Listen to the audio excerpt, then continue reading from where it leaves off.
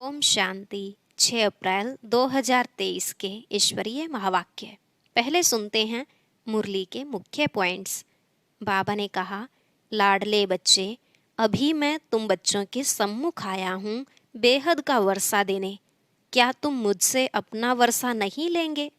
तुम्हारी M object ही है बेहद का वर्षा पाने की, अर्थात सूर्यवंशी राज्य पद प्राप्त करने की। बाकी और क्या चाहिए? सतयुग की पूरी राजधानी को कहेंगे एयर कंडीशन। फिर सेकंड ग्रेड है चंद्रवंशी में जाना। तुम्हें तो फर्स्ट क्लास टिकट लेनी चाहिए। तुम बाप को यथार्थ पहचान के साथ याद करते हो, बाकी बिगर पहचान याद करना तो व्यर्थ है।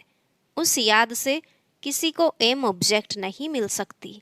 बाप का बनकर अगर कोई ने गफलत की, श्रीमत पर नहीं चले या बुद्धि खराब हुई तो माया अच्छी तरह चमाट मार मुंह फेर देगी। बाप बच्चों का मुंह पुरानी दुनिया से फेर कर नई दुनिया की तरफ करते हैं, लेकिन जब बच्चे बाप को भूल जाते हैं तो माया एक सेकंड में थप्पड़ लगाए मुंह फेर देती है। सर्व पर दया करने वाला एक बाप है, वही सब पर रहम करते हैं। बाकी सब तो खुद पर ही रहम करने वाले हैं। लास्ट में बाबा ने कहा, तुम आत्माओं के ऊपर बहुत बोझा है, क्योंकि तुम सभी से पुराने हो, इसलिए तो कर्म भोग आता है। ऐसे नहीं कि बाप कोई को ठीक कर देंगे या ऑपरेशन से छुड़ा देंगे। नहीं, कर्म भोग तो भोगना ही पड़ता है। हर बात में ड्रामा को अच्छी रीति पकड़ना है, इसमें कभी संशय नहीं आना चाहिए। अब सुनते हैं महावाक्यों को विस्तार से। बाबा ने कहा, मीठे बच्चे, ऐसी कोई गफलत मत करो जिससे माया को थप्पड़ लगाने का चांस मिले। अगर श्रीमत पर नहीं चलेंगे तो माया थप्पड़ मार मुंह फेर देगी। प्रश्न, सूर्यवंशी राजधानी में एयर कंडीशन टिकट लेने का आधार क्या है? वह किन्हें प्राप्त होती है? उत्तर, सूर्यवंशी राजधानी में एयर कंडीशन टिकट लेने के लिए हर कदम श्रीमत पर चलना पड़े, अपना सब कुछ बाप पर अर्पण करना पड़े। जो पूरे अर्पण होते हैं वही साहूकार बनते हैं। सूर्यवंशी राजधानी है ही एयर कंडीशन। तुम्हारी एम ऑब्जेक्ट ही है सूर्यवंशी पद प्राप्त करना, बाकी नंबरवार पद तो हैं ही। गीत, वह बड़ा खुशनसीब है। ओम शांति। इस गीत के अर्थ को तुम ब्राह्मण कुल भूषण बच्चे ही जानते हो। अभी तुम बच्चे हो ब्राह्मण संप्रदाय, फिर दैवी संप्रदाय बनेंगे। बच्चों को बाप बैठ समझाते हैं, जबकि बेहद का बाप सम्मुख है और उससे बेहद का वर्षा मिल रहा है। बाकी और क्या चाहिए? भक्ति मार्ग कब से चलता है यह भी कोई को पता नहीं। भक्ति मार्ग वाले भक्त भगवान को अथवा ब्राइड्स ब्राइडग्रूम को याद करती हैं, परंतु वंडर यह है बाप को जानते नहीं। ऐसा कब देखा? सजनी साजन को नहीं जाने तो याद कर कैसे सके? भगवान तो सबका बाप ठहरा। बच्चे बाप को याद करते हैं, परंतु पहचान बिगर याद करना सब व्यर्थ है। इसलिए याद करने से कोई फायदा नहीं निकलता। याद करते करते कोई भी उस एम ऑब्जेक्ट को पाते नहीं। भगवान कौन है, उससे क्या मिलेगा, कुछ भी नहीं जानते। इतने सब धर्म हैं, क्राइस्ट बौद्ध आदि प्रिसेप्टर अथवा धर्म स्थापन करने वालों को उनके फॉलोअर्स याद करते हैं, परंतु उनको याद करने से हमको क्या मिलना है, कुछ भी पता नहीं है। इससे तो जिस्मानी पढ़ाई अच्छी है, एम ऑब्जेक्ट तो बुद्धि में रहती है ना। बाप से क्या मिलता है, टीचर से क्या मिलता है, वह समझ सकते हैं। गुरु से क्या मिलता है, यह कोई भी नहीं समझ सकते। अब तुम बच्चों को निश्चय हुआ है कि हम बाप के बने हैं। बाबा हमको 5000 वर्ष पहले मुआफिक आकर के स्वर्ग का मालिक बनाते हैं अथवा शांति धाम का मालिक बनाते हैं। बाप कहते हैं, लाडले बच्चों, तुम मुझसे अपना वर्षा लेंगे ना? सब कहते हैं, हाँ बाबा, क्यों नहीं लेंगे। अच्छा, चंद्रवंशी राम पद पाने में राजी होंगे? तुमको क्या चाहिए? बाप सौगात ले आए हैं। तुम सूर्यवंशी लक्ष्मी को वरेंगे या चंद्रवंशी सीता को? श्री राम के पुजारी श्री कृष्ण का नाम सुनना नहीं चाहते हैं। श्री राम को त्रेता में, श्री कृष्ण को द्वापर में ले गए हैं। वह समझते हैं राम बड़ा है। यह उन्हों का आपस में झगड़ा हो जाता है, जैसे छोटे बच्चों का झगड़ा होता है ना। बाप बैठ समझाते हैं, हूबहू जैसे कल्प पहले समझाया था, फिर से समझा रहे हैं। तुम फिर से आकर वर्षा ले रहे हो। तुम्हारी एम ऑब्जेक्ट है ही बेहद का वर्षा लेने की। वह है सूर्यवंशी राज्य पद, सेकंड ग्रेड है चंद्रवंशी। जैसे एयर कंडीशन से उच्च तो कुछ होता नहीं। Air condition first class, second class होता है ना। तो सतयुग की पूरी राजधानी एयर कंडीशन समझो, फिर है फर्स्ट क्लास। तो बाप कहते हैं, तुम एयर कंडीशन का सूर्यवंशी राज्य लेंगे व चंद्रवंशी फर्स्ट क्लास का। उससे भी कम तो फिर सेकंड क्लास में नंबरवार वारिस बनो। फिर तुम पीछे पीछे आकर राज्य पाएंगे।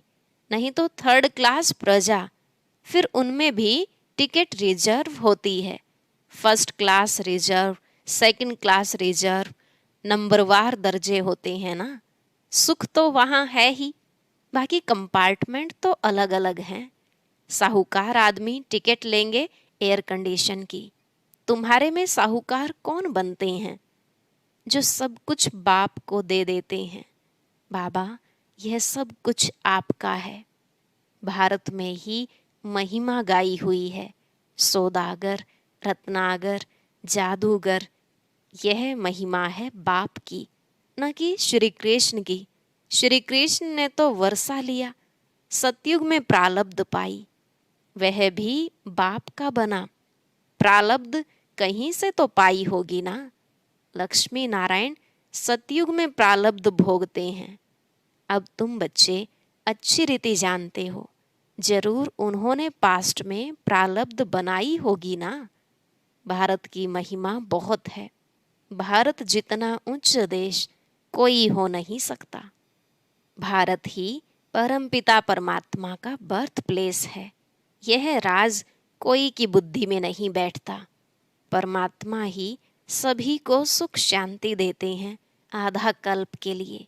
भारत नंबर 1 तीर्थ है, परंतु गीता में नाम डाल दिया है श्री कृष्ण का, इसलिए इसका मर्तबा कम हो गया है।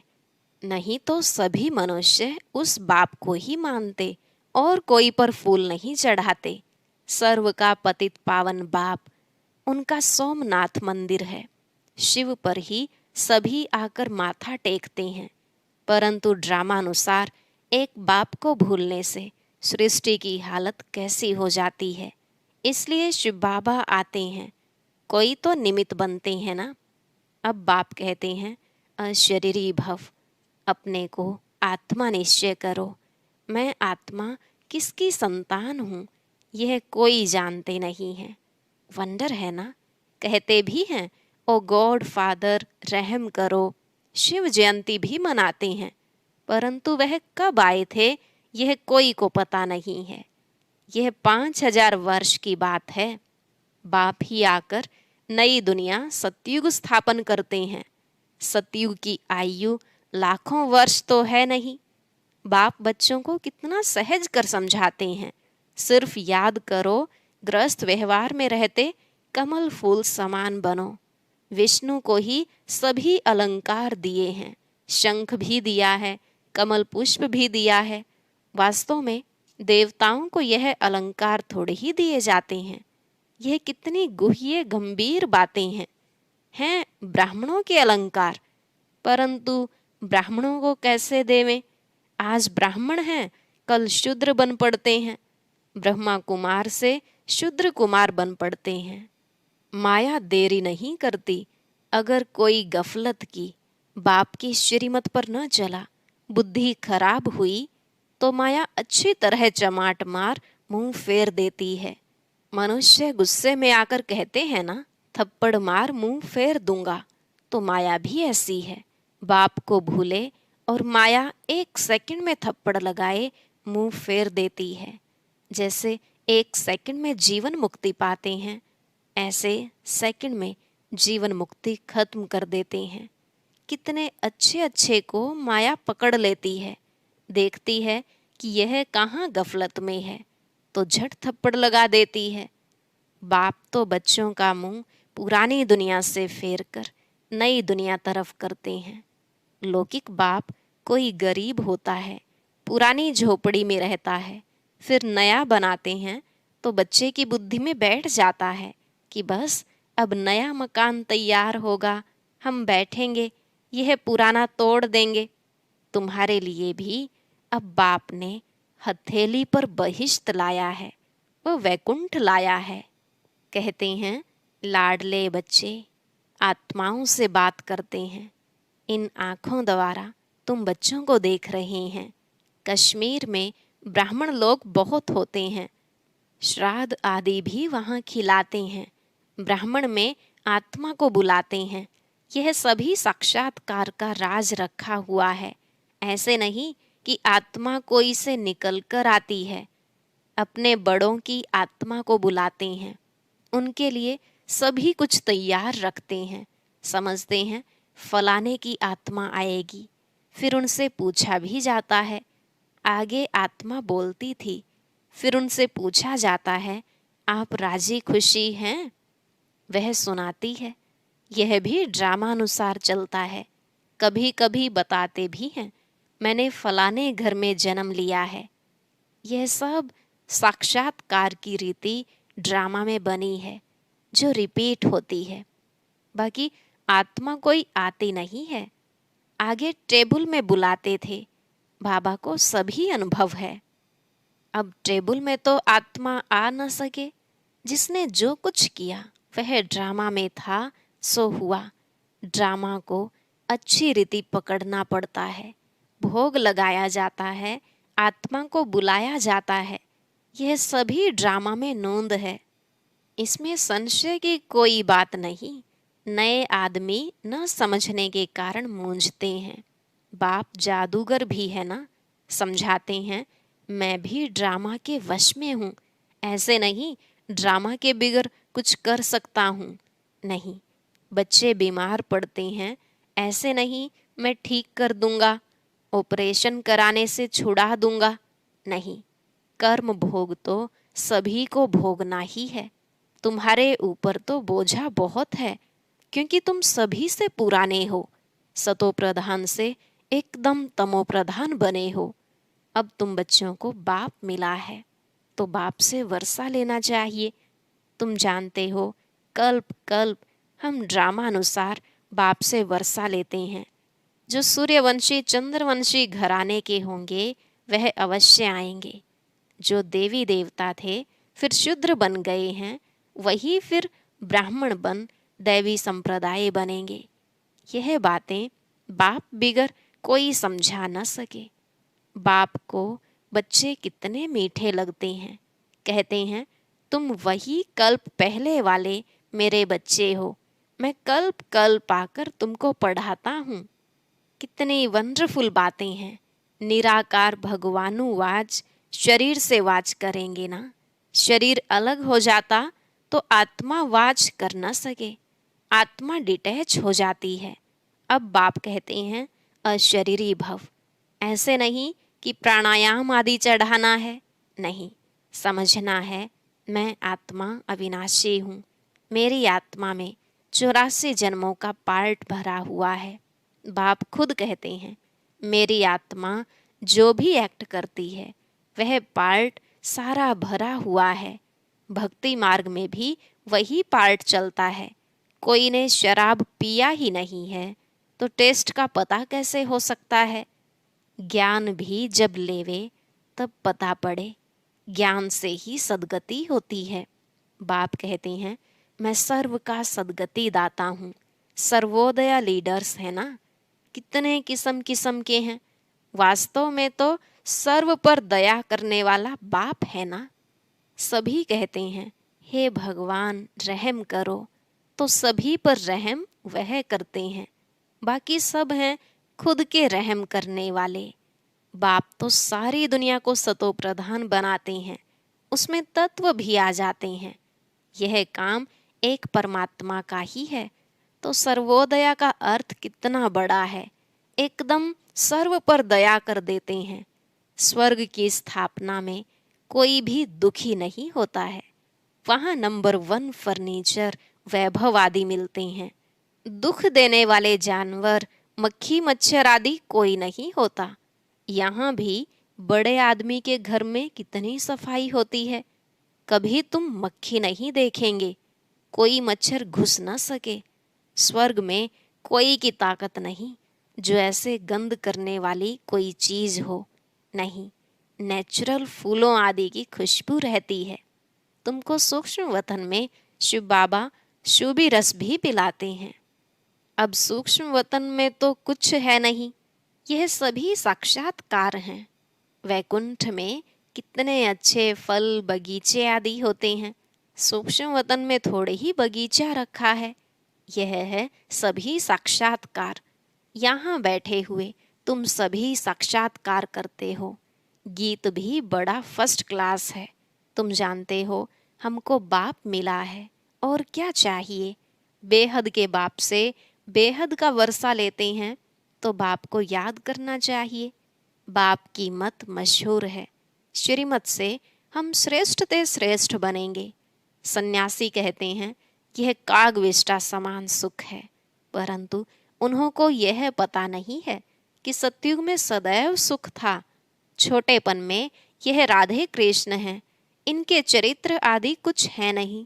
स्वर्ग के बच्चे होते ही अच्छे हैं, भल करके मुरली से डांस आदि करते होंगे, बाकी ज्ञान नहीं सुनाते।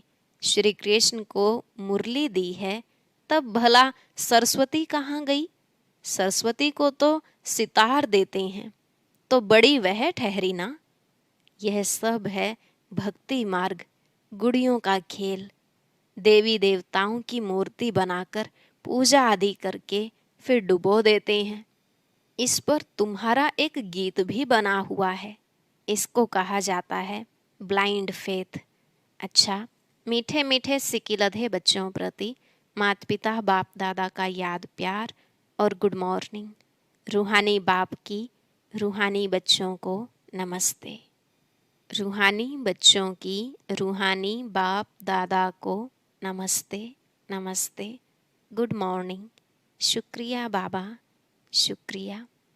धारणा के लिए मुख्य सार। पहला पॉइंट, हर एक इस ड्रामा के वश है। इस ड्रामा की किसी भी सीन को देखते संशय नहीं उठाना है। ड्रामा के हर राज को अच्छी रीति समझकर अडोल रहना है। दूसरा, अपने को अविनाशी आत्मा समझ इस शरीर से डिटैच हो अशरीरी बनने का अभ्यास करना है। आज का वरदान, करावन हार की स्मृति द्वारा बड़े से बड़े कार्य को सहज करने वाले निमित्त करन हार भव। करावन हार की स्मृति द्वारा बड़े से बड़े कार्य को सहज करने वाले निमित्त करन हार भव। बाबा ने कहा, बाप दादा स्थापना का बड़े से बड़ा कार्य स्वयं करावनहार बन निमित्त करनहार बच्चों द्वारा करा रहे हैं। करन करावनहार, इस शब्द में बाप और बच्चे दोनों कंबाइंड हैं। हाथ बच्चों का और काम बाप का। हाथ बढ़ाने का गोल्डन चांस बच्चों को मिला है, लेकिन अनुभव यही करते हो कि कराने वाला करा रहा है, निमित्त बनाए चला रहा है। हर कर्म में करावनहार के रूप में साथी हैं।